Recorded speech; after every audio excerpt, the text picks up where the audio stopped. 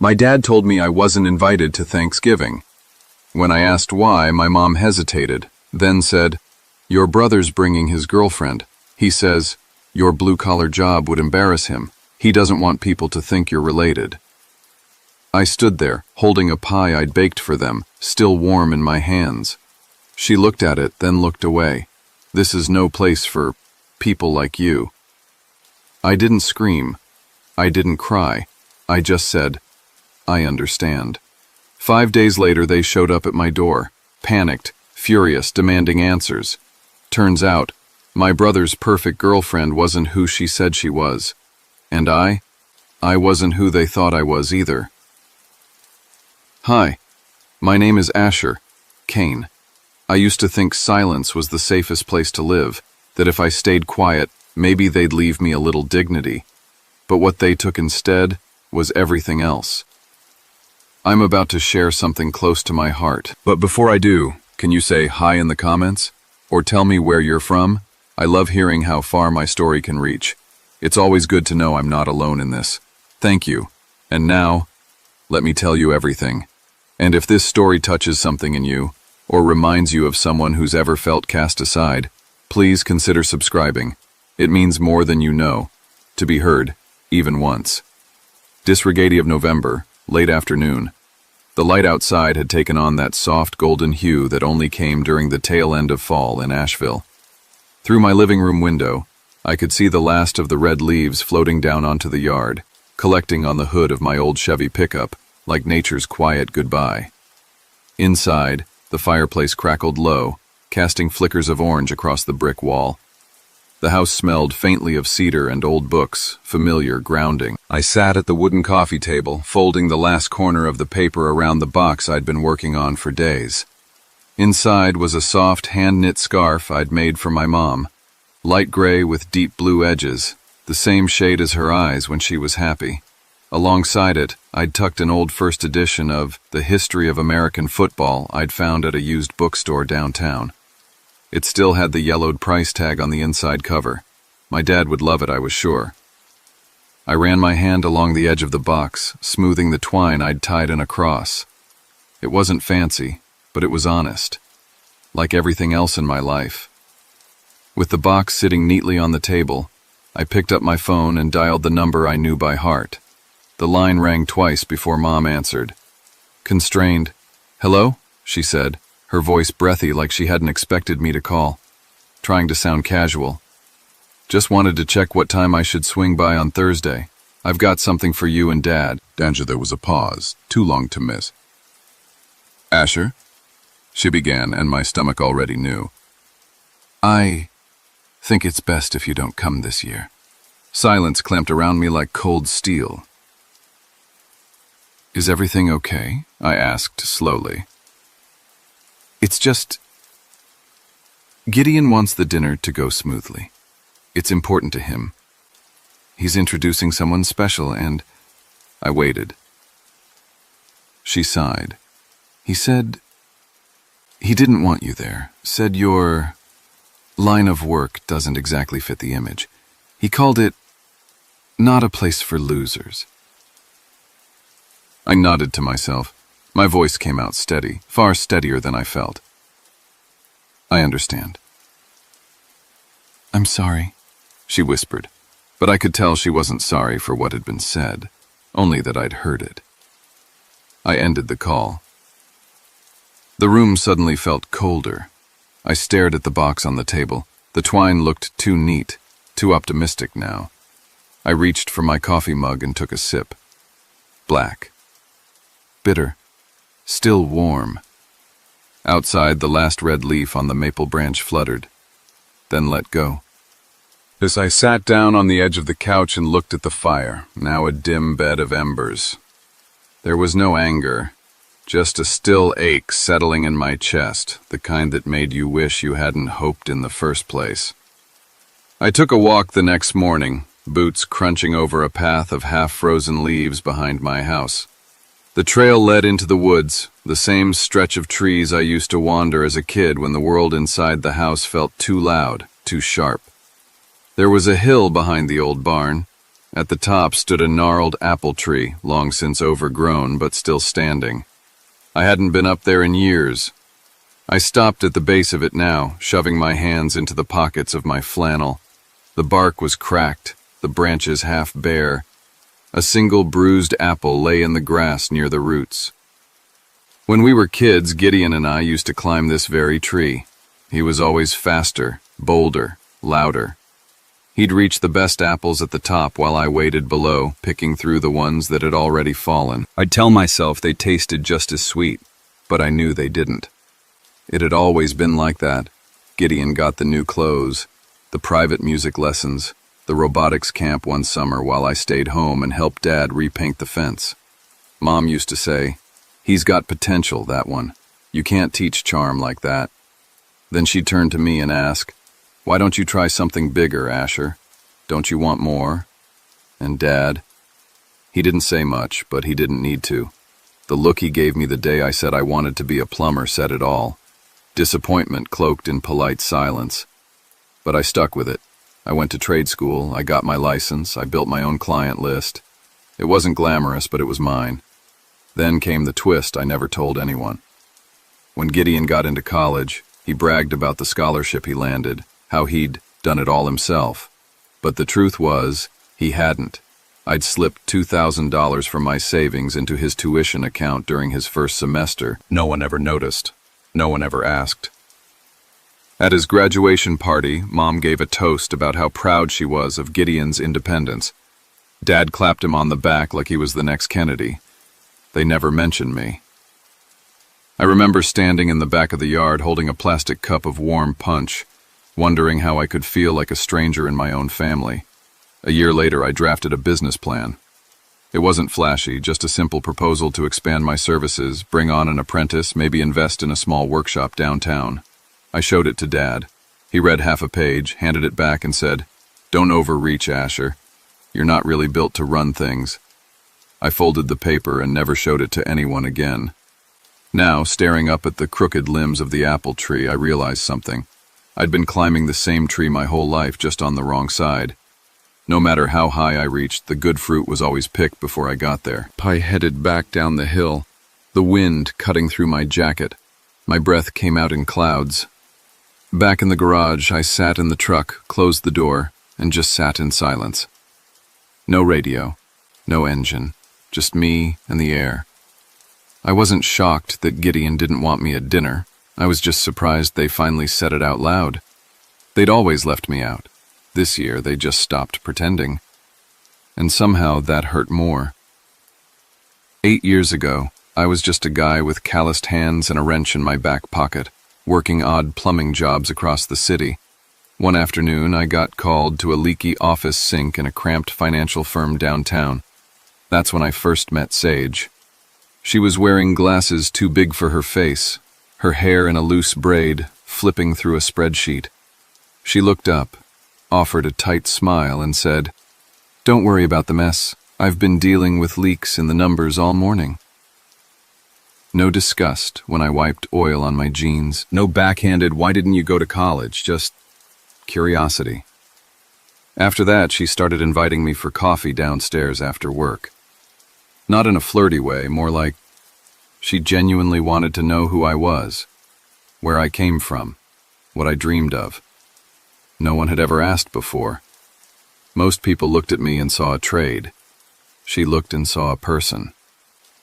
One day, over bitter black coffee and a stale blueberry muffin, I told her I didn't have some grand plan. I just wanted something steady. Not rich, not famous, just safe. She nodded. Then start small. Buy a piece of something that grows. She talked about compound interest like it was magic. Helped me set up a brokerage account. Walked me through ETFs, REITs, the S&P 500. She told me not to check it every day. Just water it like a plant and leave it alone. So I did. I started with $300, then $500. Sometimes I could only put in $20. But over time, with patience and 1,000 little sacrifices, no vacations, no new trucks, no nights out, I built something real. My net worth climbed from spare change to 7 figures. But I made one thing clear to Sage early on. I don't want anyone to know, especially not my family. I remember her blinking, surprised. Not even your parents? Undermine not them, I said. They only ask about money when they think it's their business. She didn't press, just nodded. Okay, it's our secret.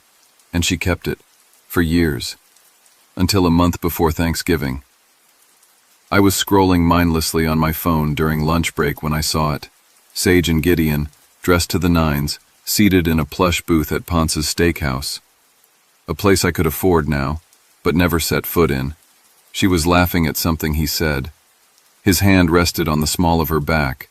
The photo was tagged by Clara, my sister, who always had a flair for performance. I stared at it for a long time. Was it betrayal? Not quite. We weren't dating. We never had been. But it hit me like a punch to the chest. Not because I was jealous, okay, maybe a little, but because Gideon had a way of unearthing secrets, and Sage knew mine.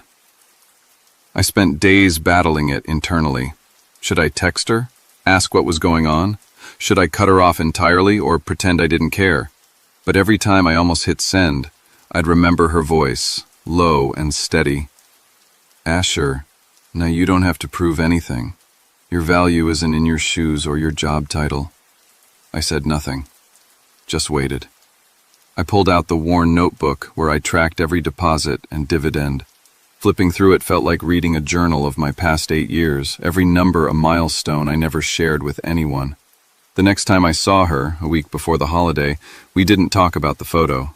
She smiled at me like she always had, but something sat heavy between us. And couldn't stop thinking. If she stood beside Gideon now, what side would she choose? Thanksgiving night, I sat in my tiny apartment with the fireplace flickering low and a mug of black coffee cooling in my hands. Outside, every window on my block glowed with life. Families eating, kids laughing, songs playing softly beneath the hum of conversation. I imagined the table at my parents' house, roasted turkey, cranberry sauce, Clara's oversalted green beans, laughter bouncing off the old chandelier, and in the one empty seat, mine, an absence nobody mourned.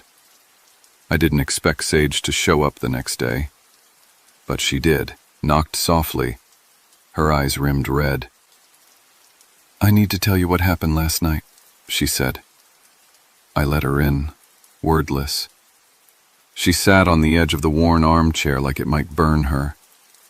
It started normal, wine, jokes. Clara made her speech. Then Gideon stood up with a champagne glass and said, "Meet Sage, my girlfriend, the perfect match for the kind of legacy our family represents." I stared at the floor. The fireplace crackled, but I felt cold. She swallowed. Then he said you'd probably ruin the vibe if you came, that you were probably stuck in a sewer somewhere. Everyone laughed. Punishments tightened around the mug. She glanced at me. Your mom didn't say anything, just smirked. Your dad, quiet as always. Then Clara chimed in. Asher chose his path. No one forced him to live like that. I didn't flinch, but inside I folded. I knew they didn't think much of me, but to say it out loud in front of her, I couldn't sit through it, she said. I stood up. I looked at her now, really looked. Her hands were shaking. I told them they were wrong, she continued, that you weren't low or pitiful or beneath anyone, that you were the most consistent, decent, hard-working person I'd ever met, and that your investment portfolio was probably more impressive than any of theirs. I told them you weren't there because they didn't deserve you. Silence bloomed. I couldn't speak. She blinked fast. I know I broke your trust. I'm sorry. I should have kept the secret, but I couldn't let them spit on you like that. I wanted to be furious. I wanted to yell. But all I could think about was the way her voice must have cut through that room, the silence that probably followed, the look on Gideon's face. I finally said, "Do you regret saying it?" She met my eyes. No, but I think it changed things. Now they know, and they're not going to apologize. They're going to come crawling smiling like they're proud of you. And really, I finished, they'll want a piece. She nodded. I stepped out onto the porch that night. The sky was ink black, stars pinpricking the cold air. I'd spent years working in silence, building a life from scratch. Now, all it took was one dinner I didn't attend for the whole thing to shatter. Not the money, not the truth, the illusion that maybe, just maybe, I could belong without paying a price. But that illusion was gone now, and I was finally free. It was a quiet Sunday afternoon, 5 days after Thanksgiving. I was under my truck, changing the oil, the gravel cold beneath my back, when the familiar crunch of luxury tires rolled up my driveway. I wiped my hands on a rag and sat up. There it was, Gideon's sleek black BMW, shining with arrogance, parked right up against the wooden fence I had built with my own hands. The doors opened in sequence like a scene from a play they'd rehearsed, my brother adjusting his cufflinks, Clara smoothing out her designer coat, and Leonard trailing behind, eyes scanning the land like he was sizing up a development property. Not a smile, not a hello, not even a how are you. Gideon spoke first. So you're good at investing, huh? Real impressive keeping that from us. Bit selfish, don't you think? Clara didn't wait a beat. Families share blessings. This is the time to collaborate. Leonard chimed in, his tone too rehearsed. Let's not make things difficult, Asher. We're here in good faith. Not a single one of them asked how I'd been, how I'd managed, or if I needed anything. All I heard were phrases like portfolio, opportunity, retirement strategy. Their eyes didn't see me. They saw the digits next to my name. Then Gideon reached into his coat and pulled out a thick folder. I've drawn up a proposal. You bring the capital, I bring the network. We could really scale this. I took the folder, barely glanced inside. Legal jargon and percentages. Vague projections. Zero soul. I looked him straight in the eye. And if I had no money? Gideon didn't flinch. Then I guess you'd still be under that truck, patching pipes while it rains. I turned toward the house, ready to walk away, when Mom stepped forward. We didn't come to fight. Let's remember, we're family. We've overcome so much before. I cut her off. Mom, you spent 20 years wishing I'd disappear. You looked at me like I was the dust under Gideon's shoes. I stopped trying to please you the day I realized your love had terms. Clara's voice cracked. We didn't come for this. We came to support you. I faced her. No. You came for numbers, for access. I'm not a stock to be leveraged. I'm your brother, and you never cared until I became profitable. Gideon's temper finally snapped. Don't be a fool. You think you're invincible now? Keep pushing us, and you'll find out what it feels like when the whole world stops believing in you. Leonard sighed, grabbed Clara's elbow. He's always been like this, he muttered as he turned to go. Clara's eyes filled with tears. You're tearing this family apart. I opened the front door and pointed to the driveway. If you came here from money, and not from me, then consider me no longer part of the story you keep rewriting. They didn't argue. The door clicked shut behind them. Their steps faded into the gravel, replaced by a silence so thick it rang in my ears. In that quiet, I stood still, hand on the doorknob, feeling something hollow and enormous peel away inside me. For the first time, I was no longer the son trying to be accepted. I was simply free. And suddenly, that freedom felt heavier than chains. 2 weeks later, I got a message from a former client. Hey Zeph, you okay? Just saw what Gideon posted. My gut clenched before I even opened the app. There it was, a long post, filled with polished outrage and curated sincerity. A photo of me in work clothes, hands smudged with grease, taken without my knowledge. Gideon's caption read, Safeguard who you trust. Some hide behind toolboxes and blue-collar charm. Not every dollar is clean. Not every brother is honest. Underneath it, unsent 100 money, turbulence, Hashtag betrayed by blood. Mar in hours, local forums in Asheville picked it up. Whispers turned into comments, comments into posts, posts into threads. In his next post, Gideon got bolder. He hinted that I had ties to questionable sources of capital, claiming my investment success came suspiciously fast and with no clear explanation. He suggested I'd been laundering money through renovations. The damage was swift. 3 longtime clients canceled upcoming work. One of the biggest contracting partners I'd worked with for years emailed to pause all collaboration pending further review.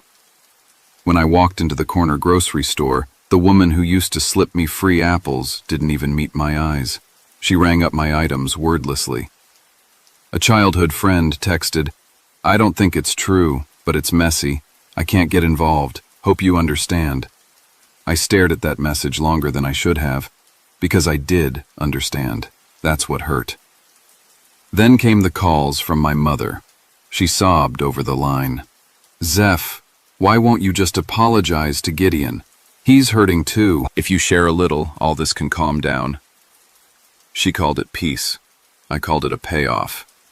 Then a letter came from Dad, handwritten, 3 pages, double-spaced. "You're destroying the values this family stands for. Reputation matters. If you keep this up, we'll all fall with you." Not once did he ask how I was doing, if I was safe, if the lies were costing me more than work. I sat in the garage that night, alone under the flickering fluorescent light. The cold bled through the concrete into my spine. I stared at the for sale sign I had half written for the house, folded it, unfolded it. Turbulence to the truck beside me.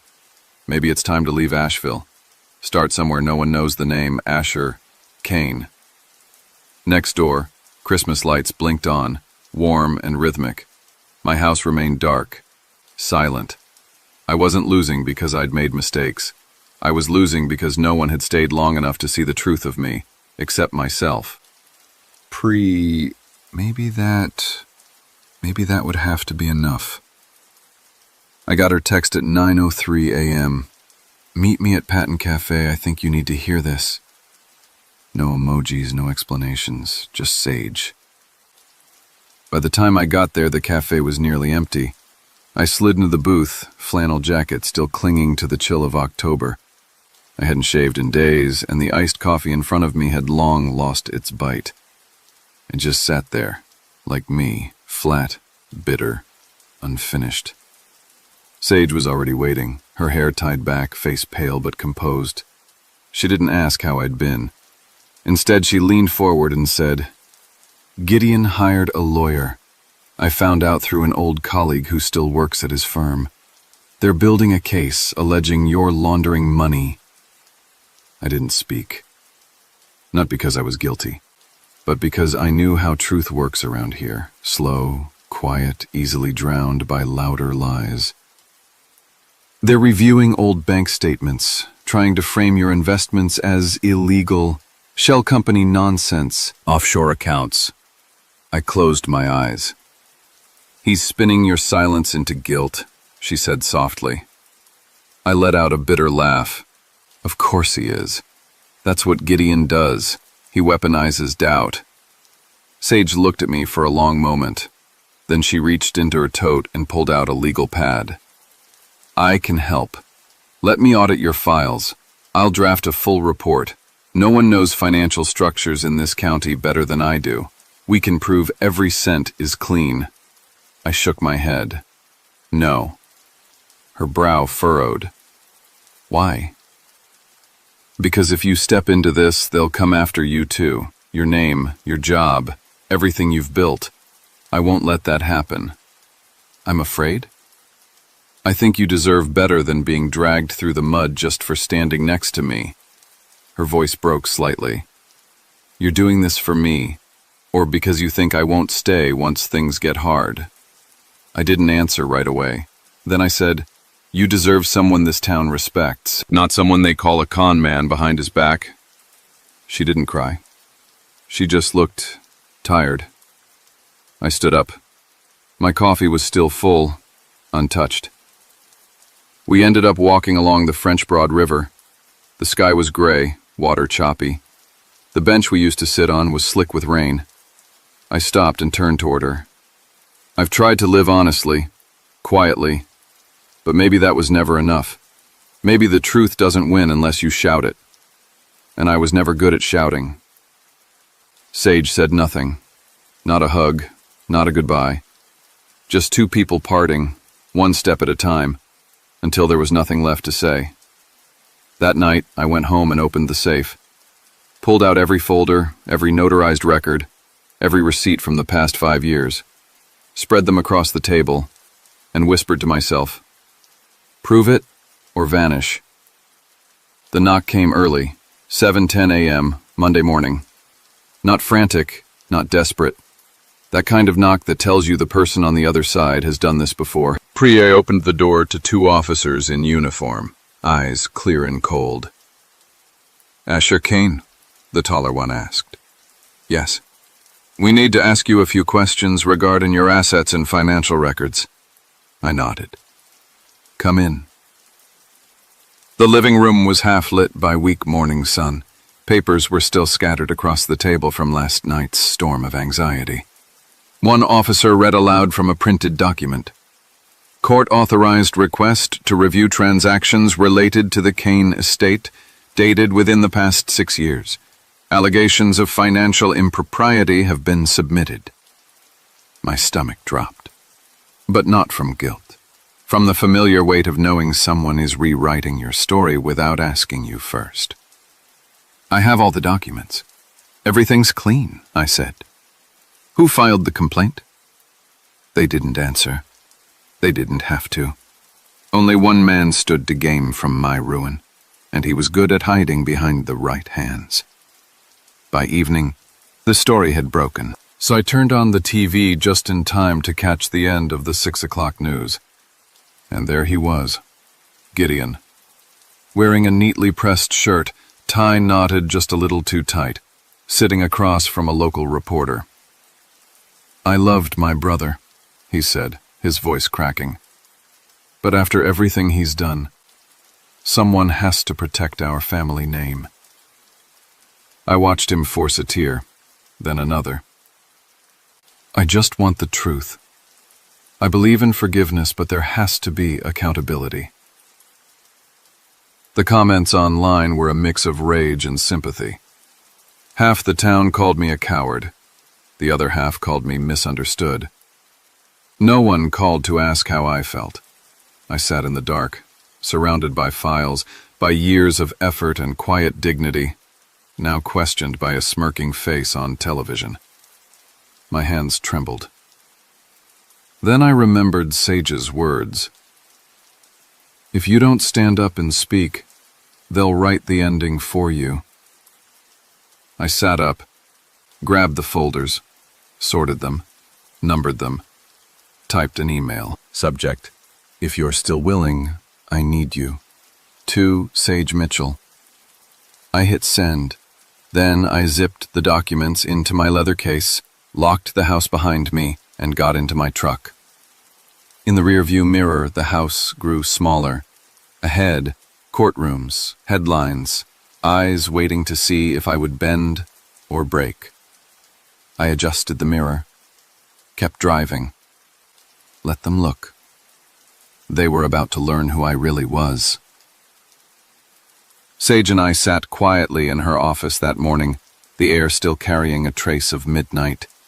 On the desk between us were neatly stacked folders, labeled and color-coded, filled with months of financial documents, bank statements, investment contracts, transaction reports, and tax invoices. She'd been up all night organizing them. Everything's here, she said, sliding the top folder toward me. We're going to fight this through the law. You won't go down for what someone else did. I nodded, voice barely a murmur. Thank you for staying. Her eyes didn't soften. She wasn't doing this out of pity. Sage fought for what she believed in, and for some reason she believed in me. By noon, her legal counsel, an experienced state-level attorney with sharp instincts, had filed a counter motion, with both the local court and the police department. The file included a formal request to launch an inquiry into Gideon's motives for pressing the charges against me. The real blow came with the annexed evidence. Gideon had been using company marketing funds for personal luxuries, first-class tickets to Cabo, a Rolex with his initials engraved on the back, and suspicious wire transfers labeled vendor consulting, which led to a personal PayPal account. His expense reports had been doctored for over 2 years with digital trails left carelessly behind. The company moved swiftly.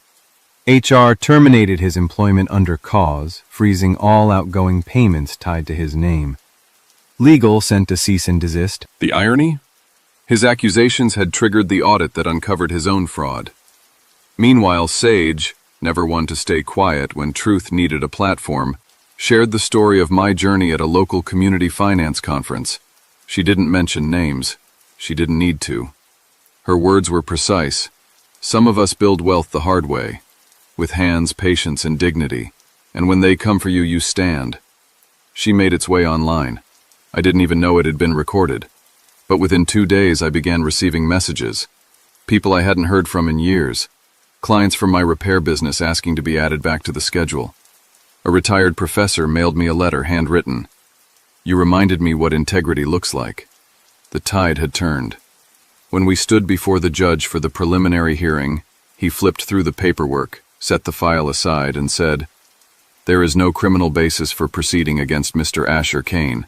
The court sees no fraud, only a poorly handled investment by a third party." The courthouse, I paused on the steps. The sky was pale with early spring, and the light rested on my shoulders the way it hadn't in years. Not heavy, not demanding, just light. That evening, Gideon showed up outside my gate. He looked like a man who'd run out of places to be angry. "I messed up," he said quietly. "I just wanted to be seen." I didn't open the gate. I handed him a sealed envelope through the iron bars. My handwriting was clean, no anger in the loops. "I don't hate you, but I don't have space in my life for people who only knock when they want something." He stood there for a while, then walked away. Sage stood behind me, her hand finding mine without a word. And for the first time, I didn't feel the need to explain who I was to anyone. I already knew. 1 year later, in the blush of autumn, I married Sage. We chose a small hillside chapel, old and cedar-scented. Nothing extravagant, just white chrysanthemums tied to pews with twine, and garlands of pine across the altar. It was peaceful, intimate. Our guest list was short.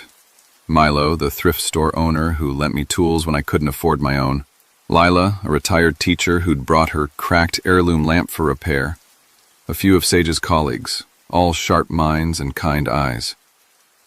In the front row, 3 seats remained empty. One for my father, one for my mother, one for the brother who once called me worthless. None of them came. A week before the ceremony, I'd received a letter, no return address, but the script was unmistakable, my mother's. "I won't come, I don't deserve to, but if one day you find space in your heart to forgive, I'll still be here, waiting." I didn't reply. Not that I get it too. After the wedding, Sage and I moved into a modest 2-story house just outside Asheville, with a creaky porch and a small backyard. I planted an apple tree from seeds I'd saved as a boy, picked from the old tree behind my parents' house. A symbol, maybe. Or just something to tend to with my hands. I still drove my old truck, still wore flannel, still drank black coffee from a chipped mug. For the first time, there was no aching silence in my mornings, just stillness. 6 months after his court-ordered probation ended, Gideon sent a message, just one. "You were right, I lost everything, but I found myself in the rubble." I read it once. I didn't answer. Not because I held a grudge, but because I'd learned that not every relationship needs a resolution. Some truths settle best in silence. One morning, Sage and I stood by the kitchen window. The apple tree had bloomed, 5 pale pink flowers trembling in the breeze. Peace, I rested my hand on the sill and said, "You're the family I was always searching for." She smiled, leaning into my shoulder. "And you're home, Asher." No applause, no audience. Just coffee brewing in the kitchen, and the quiet certainty that we had made it to the other side, on our own terms.